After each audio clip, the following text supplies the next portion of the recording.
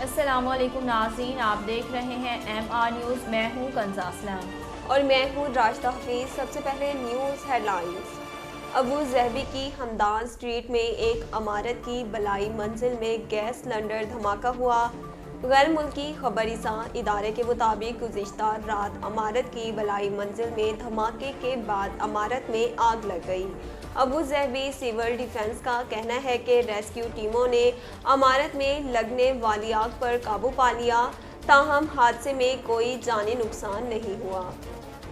Civil defence کے مطابق احتیاطی تدابیر کے طور پر عمارت کو خالی کرا لیا گیا ہے اور صورتحال پر قابو پا لیا گیا۔ ملک میں کرونا وائرس سے مزید 50 افراد انتقال کر گئے اور 4200 سے زائد کیسز بھی رپورٹ ہوئے۔ پاکستان میں کرونا کے اعداد و شمار بتانے والی ویب سائٹ کے مطابق گزشتہ 24 گھنٹوں کے دوران ملک بھر میں کرونا کے 51,749 ٹیسٹ کیے گئے، جس میں سے 4,253 افراد میں کرونا وائرس کی تصدیق ہوئی، جبکہ وائرس سے مزید 37 افراد انتقال کر گئے۔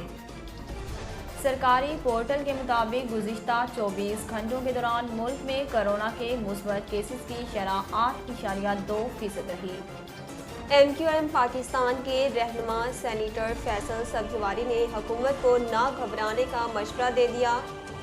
انہوں نے کہا کہ وزیر اعظم عمران خان نے کراچی کے لیے جو اعلانات اور وعدے کیے تھے وہ پورے نہیں کیے۔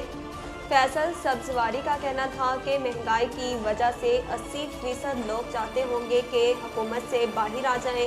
حکومت کا ساتھ چھوڑنے کے لیے MQM کو بھی ابھی تک سگنل نہیں ملا۔ تحریک انصاف کے وائس چیئرمین اور وزیر خارجہ شاہ محمود قریشی نے اتحادیوں پر مکمل اعتماد کا اظہار کیا ہے۔ تفصیلات کے مطابق شاہ محمود قریشی نے کہا کہ انہیں اپنے اتحادیوں پر مکمل اعتماد ہے اور انہیں کوئی گھبراہٹ نہیں۔ نون لیگ اور پیپلز پارٹی کی ملاقاتیں نشست ند، گفت ند اور برخاست ند سے زیادہ نہیں۔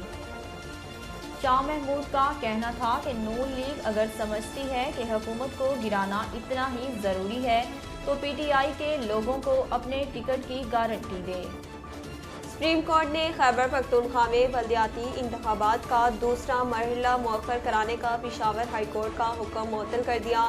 سپریم ہائی کورٹ میں جسٹس اعجاز الحسن اور جسٹس عائشہ ملک نے خیبر پختونخوا کے بلدیاتی انتخابات دوسرے مرحلے میں کرانے کے لیے پشاور ہائی کورٹ کے فیصلے کے خلاف درخواست پر سماعت کی، جس سلسلے میں الیکشن کمیشن اور دیگر حکام عدالت میں پیش ہوئے۔ ناظرین، اب تک کے لیے اتنا ہی۔ مزید خبروں اور اپڈیٹ کے لیے دیکھتے رہیے MR نیوز۔